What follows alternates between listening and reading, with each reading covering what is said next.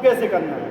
सीता मैया ने सबसे पहले क्या किया था, कुछ नहीं मिल रहा था, हमने मिट्टी के वो बनाए थे, क्या बनाए थे, मिट्टी के लड्डू बनाए थे, ठीक है। और कहा था कि मैं अपने ससुर की मतलब तर्पण के लिए उन्हें नदी में प्रवाह कर दिया। आप भी कर सकते हो। आप घास का लड्डू बनाइए, गुड़ मिला के लड्डू बनता है घास का, अपने पुरखों के नाम पे गाय को खिला दीजिए। ये तो कर सकते हैं, नहीं कर सकते, ये सब चीज़ भी कर सकते हैं, लेकिन मालूम होना चाहिए, लेकिन कोई बताता नहीं है आपको। तो क्योंकि आपने भी बताया जैसे पहले कि सिर्फ ब्राह्मणों को और अग्नि में दे सकते हैं, गाय को भी दे सकते हैं, नदी में भी प्रवाह कर सकते हैं, ये और भी चीज़ें हैं, ठीक है। आप गाय को खिला सकते हो। गाय एक ऐसी चीज़ है, मतलब एक ऐसा, पशु तो नहीं बोलते हैं गाय को, गाय देवतुल्य होती है, मतलब उसके शरीर में सारे देवताओं का वास होता है। अगर आप गाय कुछ भी खाए मुंह से, लेकिन दूध उसका हमेशा पौष्टिक होता है, कुछ भी खा ले, ठीक है। उसके अंदर कुछ ऐसा फिल्ट्रेशन है, क्या है भगवान ने बनाया हुआ, कुछ भी खाए वो, लेकिन दूध को शुद्ध ही देते हैं, घी उसका शुद्ध ही मिलेगा, ठीक है। तो अगर आप गाय को खिलाते हो घास का, उसमें गुड़ मिला के लड्डू, और ये आप बोलते हो कि मेरे पिता उनके तर्पण के लिए, तो भी वो होता है। भगवान को क्या लोग गौ ब्राह्मण रहता है, चाहे गौ और ब्राह्मण का बताया। नदी, नदी तो खुद देवताओं का रूप होती है, देवी देवताओं का, आप उसमें प्रवाह कर दीजिए। अगर कुछ भी नहीं है तो प्रसन्नतापूर्वक किसी शांत स्थान पर जाइए और हाथ दोनों पर खड़े कर दिए करके अपने पुरखों को याद कीजिए कि मैं तुम्हारा तर्पण करना चाहता हूँ, वास्तव में मेरे पास कुछ भी नहीं है आपको देने के लिए, कृपया मेरा तर्पण स्वीकार करिए। लेकिन अगर आपके पास कुछ नहीं है, तब हमने कहा है अपनी क्षमता के अनुसार कीजिए, जो आपकी क्षमता है। आपकी क्षमता है तो अपने लिए 56 भोग खाने के लिए, और पुरखों को क्या दे रहे हैं, कुछ नहीं। ये चीज़ गलत हो जाती है।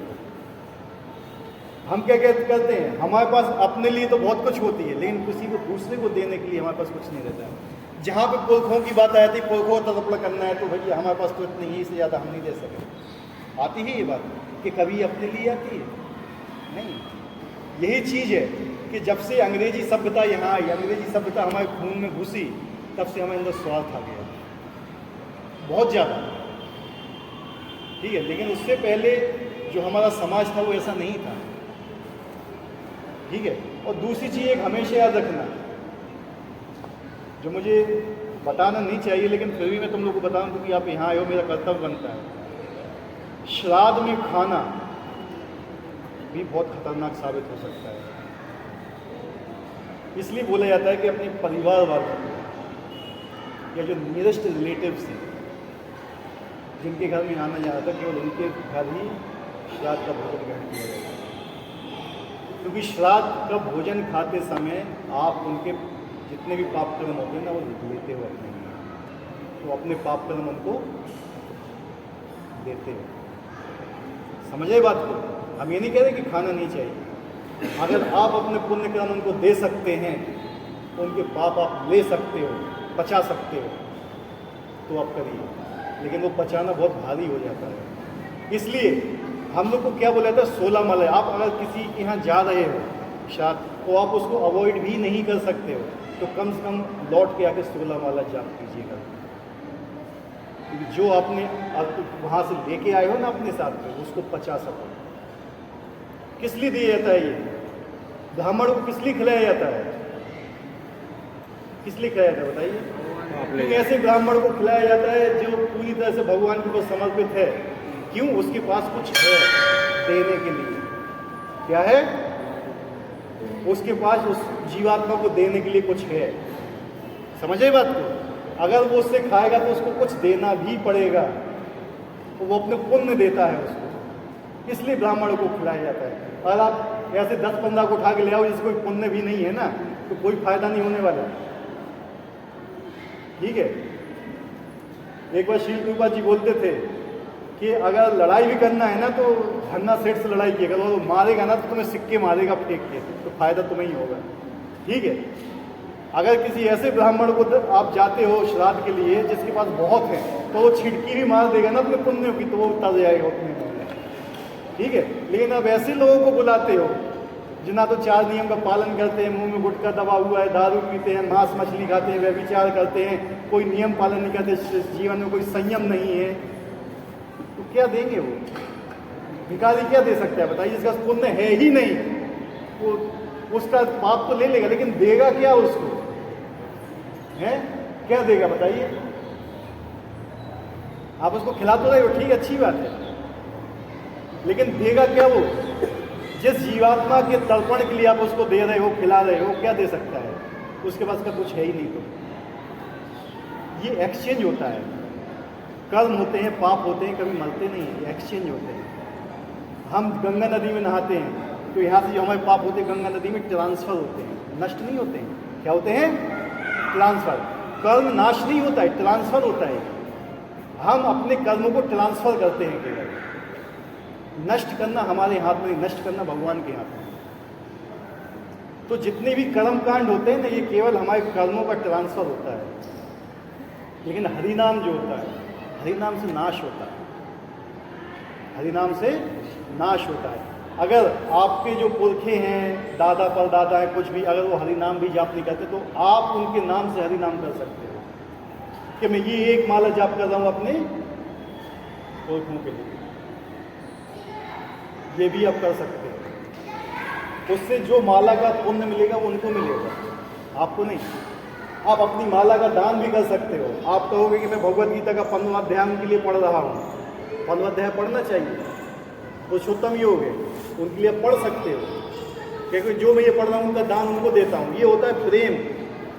प्रेम ऐसा नहीं कि शरीर के रहते रहते ही प्रेम हो जाए, मृत्यु के बाद भी प्रेम होता है अपने पुरखों के लिए, अपने परिवार के लिए। ये है हिंदू धर्म, ठीक है। जैसे कि जाके जलाया, दफना दिया, ये कर दिया, भूल गए, कोई नहीं, ये काम खत्म, ये हमारा धर्म नहीं बताता है। हमारा धर्म बताया कि मृत्यु के बाद भी हम जल पानी देते हैं। और दूसरे संप्रदाय के लोग जो हैं वो क्या कहते हैं? मूर्ख हैं ये लोग, बेवकूफ़ हैं। इसलिए सबसे ज़्यादा प्रेत कहाँ पाए जाते हैं पता है? भूत प्रेत इंग्लैंड में सबसे ज़्यादा। नहीं मानते इस चीज़ को। वो ऐसे हज़ारों लोग हैं जो हर साल इस सीज़न में विदेशों से गया आते हैं, विदेशों से गंगा नदी में आते हैं, विशेष विदेशों में हरिद्वार में जाते हैं। वो हमारी संस्कृति को फॉलो करना चाहते हैं। शास्त्र में बताया गया है कि जितनी जनसंख्या नहीं है पृथ्वी पर, उससे 1000 गुना ज़्यादा प्रेत घूम रहे हैं, जो तृप्त नहीं हुए, ठीक है, संतुष्ट नहीं हुए, घूम रहे हैं, ठीक है। शास्त्रों की वाणी है ये।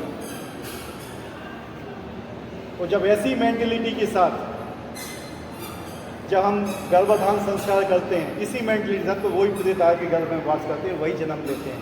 यही बताया गया श्लोक में, भगवत गीता 1:41 में, कि जब भी इन नियमों का पालन नहीं होता है तो पुल से गिरते हैं। ऐसी संतान उत्पन्न होती है जो ना तो जलदान देगी ना पिंडदान देगी, और संस्कृति का विनाश हो जाएगा।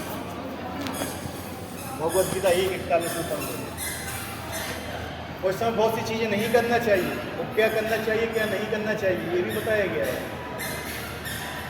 कोई भी शुभ काम इनमें नहीं किया जाता है, कल दिन बोला जाता है ना, कोई भी शुभ काम नहीं किया जाता है इनमें। कोई भी चीज़ परचेज नहीं की जाती है, कोई भी चीज़ की प्लानिंग नहीं की जाती है, कोई भी शादी की प्लानिंग नहीं की जाती, कोई भी डेट फिक्स नहीं की जाती है किसी चीज़ की। क्यों? क्योंकि समय किसका है? पुरुषों का है। अगर आपके घर में, मैं सब लोगों से क्वेश्चन पूछ रहा हूँ, अगर आपके घर में कोई गेस्ट आता है 15-20 मिनट के लिए, आप क्या करोगे उस समय? आपका गेस्ट आता है, जैसे कोई निकल रहा है महोबा से, उन्होंने कहा कि मैं आपके घर में आके 15 मिनट रुकना चाहता हूँ, मतलब ऐसा ही, तो आप उसके ऊपर ध्यान दोगे या उसको और कुछ चीज़ के ऊपर ध्यान दोगे उस समय? है? बताइए, आंसर दीजिए। ध्यान दिया जाएगा ताकि उसको अच्छा लगे, है, उसको खुश कर सके। भाई नहीं, 15 मिनट के लिए, मतलब माता जी ये आप हैं, ठीक है, और आपका कोई सदा संबंधी आपके ससुराल से आ रहा है, 10-15 मिनट के लिए आपके पास आ गया, तो आप सब काम छोड़ कर उसको बैठोगी कि नहीं बैठोगी? ऐसे नहीं, हाँ या नहीं? बताइए, बैठोगे या नहीं बैठोगे? तो फिर जब हमारे पुरखे आते हैं 15 मिनट के लिए, तो हम ऐसा क्यों नहीं कर रहे हैं? हमें उसी समय सारा काम याद आ रहा है, बल्कि सारे साल भर वो आपको नहीं बोलते हैं, केवल 15 दिन, एक साल में 365 दिन में 15 दिन बोल रहे हैं, शास्त्रों के हिसाब से बोल रहे हैं। शास्त्रों में वर्णन है इसका कि 15 दिन के लिए आते हैं, केवल 15 दिन में आप उनको दीजिए, और 15 दिन में किसी एक दिन भी आप कर दीजिए उनके लिए तो भी काफ़ी है, लेकिन हम वो भी नहीं करना चाहते। और कुछ तो ऐसे हैं लोग जिनने उल्टे सीधे नियम बना दिए कि ऐसा करो, इन सब चीज़ करने की जरूरत नहीं है। आजकल तो लोगों ने तेल ही करना बंद कर दिया है, लोगों ने आजकल तो श्राद्ध करना बंद कर दिया है, पता नहीं ये दिमाग उनके अंदर कहाँ से आ गया, जबकि भगवत गीता इसके विरोध हो जाती है। क्या होगा? यही है ना, यही तो श्लोक बोल रहे हैं ये भगवत गीता 1:41 कि ऐसी संतान उत्पन्न होंगी जो पिंडदान की क्रियाएं बंद हो जाएंगी, श्राद्ध बंद हो जाएंगी, अंत्येष्टि बंद हो जाएगी। 13वीं लोग कहते हैं हम 13वीं नहीं करेंगे, हम एक वृक्ष लगा देंगे, हम लोगों को भोजन खिला देंगे। 13वीं का हम विरोध करते हैं, ये विरोध करते हैं, वो विरोध करते हैं, खाने का बर्बादी है। कि अपनी बिटिया की शादी होती है तो करोड़ों लोगों को बुलाएंगे, उसमें उनकी बर्बादी नहीं होती। लेकिन माता पिता की 13वीं करने के लिए, श्राद्ध करने के लिए उनको दिखता है कि भोजन बर्बाद हो रहा है, पैसा बर्बाद हो रहा है। यही क्योंकि कलयुग का दिमाग है, कलयुग की बुद्धि आ रही है दिमाग के अंदर, ठीक है। इन सब समय में नए सामान नहीं परचेज करना चाहिए। अगर बहुत ही ज़्यादा इमरजेंसी है, उसके अलावा काम नहीं चल रहा है, तब की बात अलग है।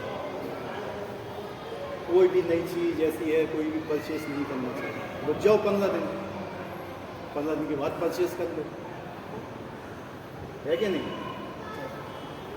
लेकिन लोग इसी समय ही सोचते हैं, इस समय सोना सस्ता है, सोना लेके धन लो, क्योंकि खरीदता नहीं है। पता है कि भैया बोल के चल रहे हैं, करे दिन चल रहे हैं, तो कोई नहीं खरीदेगा। हर चीज़ डाउन आ जाती है, हर मॉल में देख लो इतना डाउन, इतना डाउन, इतना डाउन, कोई खरीदेगा ही नहीं। तो लेकिन जो दुष्ट प्रकृति के लोग होते हैं वो जाते हैं खरीदने के लिए कि हमें यार अभी तो सस्ता है। उनके लिए माता पिता से ज़्यादा पैसा जरूरी है। बाप बड़ा ना भैया, सबसे बड़ा भैया, ये सिद्धांत है। लेकिन जो हमारी संस्कृति में ऐसा नहीं बताया। हमारी संस्कृति में हमारा धन क्या है? हमारा परिवार सबसे बड़ा धन है, लेकिन हम उसी चीज़ को ही छोड़ रहे हैं। और क्या नहीं किया जाता है? तो क्या करना चाहिए? श्राद्ध कर्म करो, ब्राह्मणों को भोजन खिलाओ, गाय को भोजन खिलाओ, कुत्ते को भी रोटी निकालते हैं, गाय को भी निकालते हैं, ब्राह्मणों को 3 लोगों को देते हैं, नदी में भी आप दुआ कर सकते हो, जैसे बताया जाता है। सब चीज़ें। और आपको कोई विरोध करता है तो आप किसी ऐसे व्यक्ति को भी दे सकते हो, दक्षिणा दान वगैरह को देना चाहिए। और ये हर साल करना चाहिए। पता है लोग कहते हैं कि हमने ऐसा किया वैसा किया, ये क्या है? हर साल होता है। क्योंकि हर दिन मतलब कब तक रहते हैं वो? आपके पिता दादा और परदादा वहाँ पर वेट कर रहे हैं, यानी 90 साल तक, 90 ईयर्स तक। हर महीने मतलब हर दिन आपको ये सब, मतलब उनके हर दिन, यानी उनका हर दिन हमारा हर साल हमें देना चाहिए। ऐसा नहीं कि भैया हमने आज तो दे दिया, हम कल नहीं देंगे, ऐसा नहीं।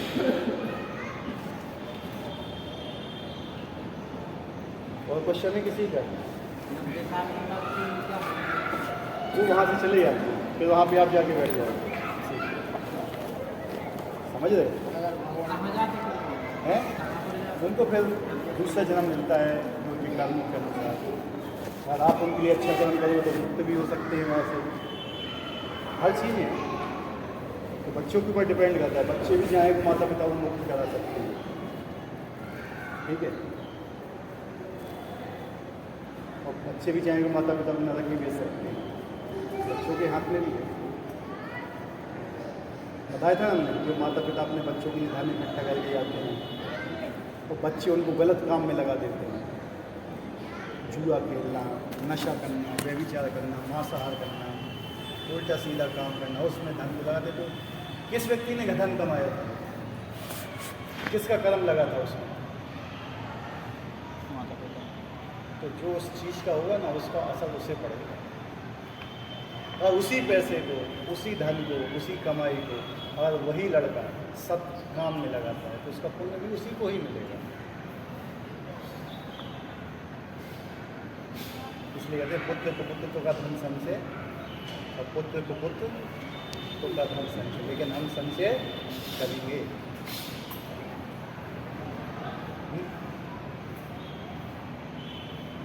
एक और ही आता है कंसेप्शन गलत कि भैया हमारे पिताजी या देते हुए तो चाय बहुत पसंद करते, बीड़ी बहुत पसंद करते, तो बीड़ी देते हैं।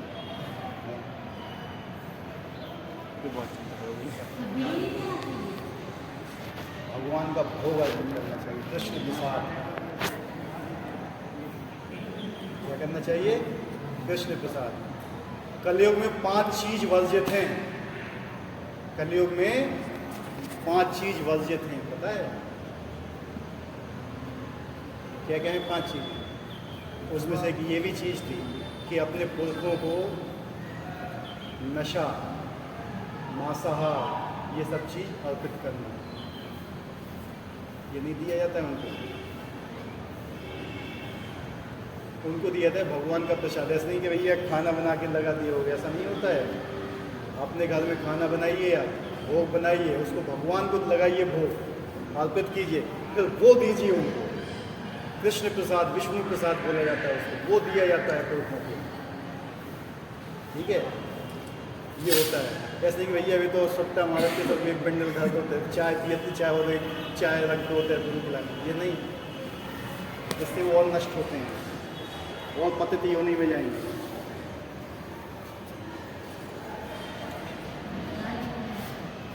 नशा है ये, ठीक है। कलयुग में वर्जित है ये सब चीज़। ये सब पता किस लिए लोग करते हैं? क्योंकि शास्त्र तो आते नहीं हैं, शास्त्र पढ़े हैं नहीं, अपनी मर्जी, हमारे पिताजी का जो पसंद नहीं, पसंद होता है जो शास्त्र बोलता है। हम अपनी मर्जी से कुछ नहीं कर सकते, ये हमारा गाइड है, हमें इसके अनुसार चलना। और इसके अनुसार चलोगे तब तो प्रसन्न रह पाओगे, आनंद से रह पाओगे, नहीं तो नहीं रह पाओगे। इसलिए कष्ट आते हैं जिंदगी में, इसलिए परेशानियाँ होती हैं, क्योंकि हम शास्त्रों के हिसाब से नहीं चलते। शास्त्रों के हिसाब से चलोगे कहीं परेशानी नहीं आएगी। तो जितनी भी चीज़ हमने बताई है ना आपको, अगर आपको एक्सेल तो घरों को उठा के पढ़ लेना, कहीं ये कि यहाँ से वहाँ निकल जाए तो बता देना, पूरी घरों को उठा के पढ़ लेना। उसी में आता है प्रेत का, तो सबको प्रेत बनना है, कोई नहीं बचने वाला प्रेत बनना है, सबको बनना है। हम भी बनेंगे, आप भी बनेंगे, ठीक है। उस समय आप भी सोचोगे कि हमारे बच्चे हमें दें। जब आप नहीं करेंगे ये श्राद्ध कर्म, तो आपके बच्चे कैसे करेंगे? क्योंकि उन्हें भी तो शिक्षा आपको ही तो देना है। ठीक है, हमारे माता पिता का आपको थोड़ी कर दो सब कुछ, हम कहें करें, होता है कि नहीं होता है? लेकिन जब हम करेंगे ना, आज जैसे हम भी अपने घर में करते हैं, जब प्रसाद निकलवाते हैं तो बच्चे बोलते जाओ तो बेटा रख के आओ, हम क्यों नहीं जाते? हम उसको बोलते हैं रखने के। उनके दिमाग में घुसना चाहिए कि ये संस्कार हमारे हैं, ऐसा होता है। और हम करने लगे बच्चों को कुछ नहीं बताएंगे तो भूल जाएंगे सब। हमें उनसे करवाना चाहिए ये काम, संस्कार सारे बच्चों से करवाना चाहिए कि उनके अंदर ये जागे। हम कर सकते हैं, हमें करना चाहिए, लेकिन हम क्यों करा रहे हैं बच्चों से? बच्चों से करा रहे हैं, उसमें मेरी स्वीकृति है ना, तो उनको भी ज्ञान मिल रहा है। हम अपने घर में पूजा पाठ करते हैं तो बच्चों से करवाते हैं, तुम करो, मैं देख रहा हूँ करो। ये होती शिक्षा देना। लेकिन जब महाभारत में आता है कि जब भीम ने भगवान से पूछा था कि कलयुग में कैसे माता पिता होंगे, कैसे बच्चे होंगे, तो भेजा था भगवान ने भीम को, जब देख गया तो उसने क्या देखा था कि एक गैया ब्याई है, तुरंत वो अपनी बच्चिया को इतना चाट रही है, इतना चाट रही, उसका खून निकलने लगा और फिर भी चाटे जा रही है। कहते इसी तरह कलयुगी माँ बाप हैं, अपने बच्चे को इतना प्रेम करेंगे, इतना प्रेम करेंगे, तब प्रेम करेंगे कि उनका कैरियर बर्बाद कर देंगे, उनके संस्कार बर्बाद कर देंगे। तो ये हो रहा है। माता पिता अपने बच्चों में दोष नहीं देख रहे, वो जो कर रहे हैं ठीक है। अगर बच्चा दारू पीने लगे तो माँ बाप कुछ नहीं बोलेंगे, लेकिन माला उठा लेगा ना बच्चे हाथ में, हालत उड़ा जाएगी माता पिता। हकीकत बता रहा हूँ मैं ये चीज़। और माला उठा के घर में बच्चा बैठ जाए कि मैं माला जाप कर रहा हूँ, तो माता पिता को कुछ नहीं बोलेंगे, मतलब पीछे पड़ जाएंगे उसके, तुम जो का कर रहे हो, तुम जो का कर रहे, तुम्हारा जो काम है, फलाना है, ढकाना है, ये सब बोलने लगेंगे। लेकिन वही लड़का बाहर जाए कुछ गलत करेगा, ठीक है यार छोटो है, अकल नहीं है, आगे समझ रहे। तो आजकल कलयुग की एक विशेषता है कि माता पिता ही अपने बच्चों के हत्यारे रहे। जो वो गाय है ना, इतना चाट देगी खून निकलने लगा। वायु ने बोला है कि बच्चे को डंडे से मारो। किससे मारो? सुधारने के लिए डंडे से मारना चाहिए लड़के को। चाणक्य ने क्या बोला हुआ है पता? चाणक्य को कौन कौन जानता है? सब जानते हैं चाणक्य को। चाणक्य ने क्या बोला? बच्चे को 5 साल तक प्रेम करना चाहिए। कितने साल तक? 5 साल तक। लाड़ जिसको बोलते हैं, लालन। क्या? लालन। 5 साल तक उसको हाथ में उठाना चाहिए कभी, जो कुछ भी करे। 5 से लेके 15 साल तक ताड़ना। क्या है? ताड़ना देना चाहिए उसको। जितनी कठिनाई में रख सको उतनी कठिनाई में रखना चाहिए। 5 से लेके 15 वर्ष, और 15 के बाद मित्र व्यवहार करना चाहिए उससे। फिर उसको बोलना नहीं चाहिए, उसको समझाना नहीं चाहिए, फिर उसको उपदेश नहीं देना चाहिए 15 साल के बाद, नहीं तो उपदेश वापस मिलेंगे। समझ रहे? तो आजकल के माँ बाप क्या वास्तव में ये कर रहे हैं? बच्चा जब तक 5 साल का रहता है, जब तक उसको खूब पीटेंगे, यही होता है। और जब 5 से 15 के हो जाएंगे ना, तो खूब जो भी खाओ तुम, वो भी खाओ तुम, फलानो या ढकानो, जो करो वो करो। और 15 साल के हो जाएंगे, उसका उपदेश देना उनको चालू करेंगे। यही सब चीज़ें। और चाणक्य पहले ही बोल के रहे हैं अपनी नीति में, बच्चों केवल 5 साल तक। यशोदा मैया ने, जब कृष्ण ने इतने बर्तन तोड़े थे, कभी उनको मारा नहीं था, डंडा उठाया था केवल डराने के लिए। क्या था? बांधा था, मारा नहीं था उनको। और जैसे ही 5 साल के हुए, 5 साल के बाद बच्चों को गुरुकुल भेजा जाता है ताड़ना के लिए। किसके लिए? ताड़ना। उनको कठिन से कठिन शिक्षा दो, जिसमें ये अपने जीवन में परिपक्व हो। और 15 साल के बाद उनको उपदेश करी मत दो, उनसे मित्र की तरह व्यवहार करो। कहते हैं ना, जब बच्चे, बाप की चप्पल बच्चे के पैर में आ जाती है ना, तो शांत रहना चाहिए। चाणक्य के नियम है। देखो आजकल ये पालन हो रहा है, इसलिए हमारी संस्कृति पीछे है। तो ये गीता के उपदेश कोई साधारण नहीं, बहुत आगे के उपदेश हैं भगवत गीता के। उनको फॉलो कीजिए, और जो पितृपक्ष है इसको ही फॉलो कीजिए। ये भी हमारे संस्कार हैं 15 दिनों के। और आप कुछ नहीं कर सकते, परिवार वाले विरोध भी करते हैं, मोहल्ले वाले विरोध करते हैं, कम से कम उनके लिए 1 माला जाप कीजिए। क्या? 1 माला जाप उनके नाम से कीजिए, क्योंकि उनने ही हमें ये शरीर प्रदान किया है, जिस शरीर से हम भगवान का नाम ले सकते हैं। कभी कुत्ते को भगवान का नाम लेते देखा है? गधे को देखा, भैंस को देखा, प्रेत को, किसी को, भूत को, कभी भगवान का नाम नहीं, लेकिन मनुष्य ले सकता है। इसी योनि में ही भगवान का नाम ले सकता है। केवल ये शरीर चला गया, आप भगवान का नाम नहीं ले पाओगे। भूल जाना कि कोई भी भगवान का नाम ये शरीर छूटने के बाद ले लेगा। जब तक ये शरीर है, अपना भी कल्याण करो, दूसरे का भी कल्याण करो। यही हमारा धर्म है। यही भारत मतलब क्या होता है? इंडिया तुमने बोल दिया, नाम बदल दिया। भारत, भा से भास्कर। भास्कर मतलब क्या होता है? सूर्य से क्या काम होता है? प्रकाश देना, दूसरे को प्रकाश देना, ज्ञान देना। भारत जो दूसरे को ज्ञान देने में रत है, कौन है? भारत। अगर आप वास्तविक भारतीय हैं, अगर आप अपने आप को भारतीय बोलते हैं, तो करिए। पिंडदान कौन नहीं करता है? जो बंदरों की औलाद है। कौन है? बंदरों की औलाद है। तो अपने आप को क्या बोलते हैं? हमारे पूर्वज कौन थे? बंदर थे। बोलते हैं कि नहीं बोलते हैं? तो उनको क्या पानी देने की जरूरत है? जब उन्होंने मान ही लिया कि जब हमारे माता पिता ही बंदर हैं, तो हम भी बंदर ही हैं। समझ गए? लेकिन हमारे माता पिता, हमारे पूर्वज कोई साधारण नहीं, महान ऋषि मुनि थे। हम उनके गोत्र में आते थे। तो जो उन्होंने बोला वो हमें करना चाहिए।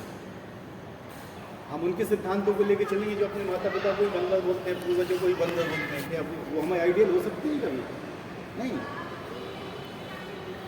उन सब चीज़ को समझिए। तो ये सब चीज़ कॉमन सेंस है, कोई इतनी वो नहीं है कि इसमें कोई बहुत बड़ी गलत या सूत्र लगाना। कॉमन सेंस, जितनी भी मैंने चीज़ जो बताई इसमें कोई संस्कृत है, केवल जस्ट कॉमन सेंस है। और इतना भी कॉमन सेंस आदमी के अंदर नहीं है तो फिर क्या बोल सकते हैं? जस्ट ये जिस माता पिता ने हमें पाला है, हमें पढ़ा लिखा करके 25-30 साल तक पढ़ाया, कि हम उनको 15 दिन नहीं दे सकते हैं 1 साल की? बताओ हाँ या नहीं? यस और नो? ये सब मेन सिंपल चीज़ें हैं, ये सिर्फ प्रेम बोलते हैं। वही प्रेम हमारे अंदर नहीं है माता पिता के प्रति, तो क्या होगा? क्या करोगे फिर बताइए? हैं? माला जाप करेंगे बस हमें पता है आजकल की संस्कृति बहुत ऐसी है कि जो व्यक्ति सही रास्ते पे जाएगा उसको टांग खींचेंगे, उसका मजाक बनाएंगे, सब कुछ करेंगे उसको। हमारे साथ भी हुआ। और जो लोग हैं, जो लोग सही रास्ते पे चलते हैं, उनका भी मजाक बनाया जाता है, उनकी भी खिल्ली उड़ाई जाती है, सब कुछ किया जाता है। लेकिन जो भगवान के भक्त होते हैं ना, वो कभी उनका भी विरोध नहीं करते। वो कहते हैं ठीक है, इनके पास इतना दिमाग नहीं है। जब जीसस क्राइस्ट को सूली पे चढ़ाया गया था, तो वो भगवान से पता क्या प्रार्थना कर रहे थे? पता है किसी को? हैं? हमने यही बोला था, हे भगवान, इनको पता नहीं है क्या कर रहे हैं, तो इनको उसका क्या दंड मिलने वाला है, तो मैं आपसे प्रार्थना करता हूँ इनको क्षमा कीजिए। वो स्वयं प्रार्थना कर रहे थे। चैतन्य महाप्रभु की जीवन में समय आता है जब शील हरिदास ठाकुर को 22 बाजारों में कोड़े मार रहे थे। 22 बाजार में जो मुसलमान उनको कोड़े मारे, तो भगवान चैतन्य में वो इतने क्रुद्ध हो गए कि उन्होंने अपना चक्र मंगा लिया। लेकिन चक्र को छोड़ रहे, उनके हाथ से जाने लगा चक्र, ये सोचे थे। चक्र उनके हाथ में प्रकट हो गया चैतन्य महाप्रभु के, और वो कह रहे कि इनको विनाश करने के लिए, वो चक्र वहाँ से हिल नहीं रहा है। समझ लो, भगवान की आज्ञा के विरोध चक्र कर रहा है। क्या कारण था उसका पता है? क्या कारण था कि भगवान चक्र से बोले, चक्र जाके इन सबकी हत्या कर दो जो शील हरिदास ठाकुर पर कोड़े बरसा रहे हैं। वो चक्र क्यों नहीं निकल रहा था? क्योंकि वहाँ पर शील हरिदास ठाकुर प्रार्थना कर रहे थे कि हे भगवान, इन लोग को कुछ नहीं होना चाहिए, क्योंकि ये अनभिज्ञ हैं, ये मूर्ख हैं, ये नहीं जानते कि क्या कर रहे हैं, इनका क्या दंड मिलेगा इनको। इसलिए मैं इनकी तरफ से आपसे प्रार्थना करता हूँ कि इनकी रक्षा कीजिए, इनकी रक्षा कीजिए, इनकी रक्षा कीजिए। इसलिए चक्र भगवान के हाथ से निकला नहीं था। गाथा में कितना बल होता है ये सोचो। ये होता है एक वैष्णव कि अगर उसको कोड़े भी मारे जाएं, तो जो उसको कोड़े मार रहा है ना, उसके विरोध में भी कुछ नहीं बोलेगा, केवल प्रार्थना करेगा उसके लिए, कि इसको मालूम नहीं है कि क्या कर रहा है, इसको क्या परिणाम मिलने वाला है। चैतन्य महाप्रभु के जो स्वयं भगवान राधा कृष्ण के अवतार हैं, उनके साथ ऐसा हुआ है। और जब वो शील हरिदास ठाकुर आए लौट के, जब उनको फेंक दिया गंगा नदी में, वो 3-4 दिन के बाद आए। उससे पहले की भी कथा है। उससे पहले क्या, जब ये मरे नहीं, क्योंकि उनको आदेश दिया था इनको इतना मारो कि मर जाए, मरे नहीं, तो ये फिर जो जल्लाद थे जो कोड़े मार रहे थे, उनने उनसे कहा, प्रभु आप अगर नहीं मरोगे ना तो राजा हमें मार डालेगा। तो राजा ने ये बोला था, ये नहीं मरा तो तुम सबको मार डालेगा। उन्होंने कहा ठीक है। उनने योग निद्रा ले ली। योग निद्रा किया, हृदय उनका बंद, तो समझ लिया कि मर गए। तो उन्होंने कहा कि यार हम इनको गाड़ देंगे तो मुसलमान क्या सोचते हैं, इनको अगर गाड़ दिया है तो इनको स्वर्ग मिल जाएगा, ठीक है, इसको नदी में फेंक दो। गंगा नदी में फेंक दिया। तो वहाँ से गए तैर के, 3-4 दिन बाद वापस लौट आए। जब चैतन्य महाप्रभु के पास गए तो चैतन्य महाप्रभु ने बोला, तुम ऐसे क्यों प्रार्थना करें कि मेरा चक्र भी मेरे हाथ से नहीं निकला। तो उन्होंने कहा मुझे कुछ असर नहीं हो रहा था। जब उन चैतन्य महाप्रभु ने पीठ देखा, वो सारे कोड़े कहाँ पर थे? भगवान की पीठ पर थे। हनुमान जी को आग क्यों नहीं लगी थी? क्यों नहीं जल रहे थे? सीता मैया का वरदान था पीछे। देखो ये ब्लेसिंग्स होती हैं। ब्लेसिंग्स मतलब क्या होती है? वरदान होते हैं, ठीक है। तो किसी की आह भी लगती है, तो ऐसे कोई काम मत करो जिससे किसी का हाय आपको लगे। दोनों चीज़ें काम करती हैं, वरदान भी काम करते हैं, ब्लेसिंग्स भी काम करती हैं, और हाय भी काम करती हैं। तो इन सब चीज़ से बचो और ट्राई करो कि अपने पुरखों के लिए कम से कम एक माला जाप करो। और कुछ अगर किसी ऐसा कोई आपको ब्राह्मण मिले तो उसको दान दो, उसको भोजन करवाओ, ये कर सकते हो। कुछ नहीं तो गाय को खिलाओ, लेकिन ये परंपरा मेंटेन रहना चाहिए। इतना है। भाद्रपद की पूर्णिमा से लेके कुंवार की अमावस्या तक 16 दिन। अगर आप इतना अपना माता पिता के लिए नहीं कर सकते तो फिर क्या कर सकते, सोच चलो ठीक है, तो आज के